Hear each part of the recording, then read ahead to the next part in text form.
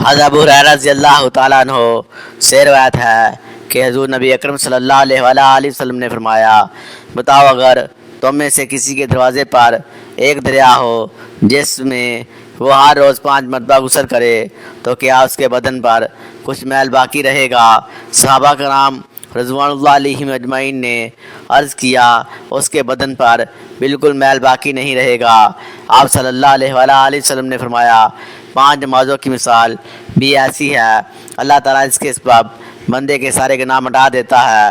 حضرت ربیع بن کعب رضی اللہ تعالیٰ عنہ جو اصحاب صفہ میں سے تھے اور سفر و حضر میں رسول اللہ صلی اللہ علیہ وسلم کے خادم خاص کی حیثیت سے آپ صلی اللہ علیہ وسلم کے ساتھ رہتے تھے، آپ بیان کرتے ہیں کہ میں ایک رات کو حضور صلی اللہ علیہ وسلم کے ساتھ اور آپ صلی اللہ علیہ وسلم کی خدمت میں تھا۔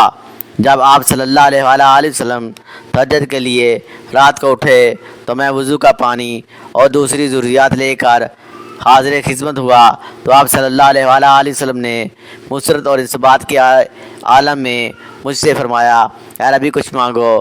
حضرت نبی کہتے ہیں کہ میں نے عرض کیا، میری مانگ یہ ہے کہ جنت میں آپ کی رفاقت نصیب ہو۔ آپ صلی اللہ علیہ وسلم نے فرمایا، یہی یا اس کے سوا کچھ اور؟ میں نے عرض کیا، میں تو بس یہی مانگتا ہوں۔ آپ صلی اللہ علیہ وسلم نے فرمایا، تو اپنے اس معاملے میں سجدوں کی کثرت کے ذریعے میری مدد کرو۔ مزید اچھی ویڈیو کے لیے چینل سبسکرائب کریں، ویڈیو کو لائک اور شیئر کریں، اپنی رائے کا کمنٹ میں اظہار کریں۔ شکریہ۔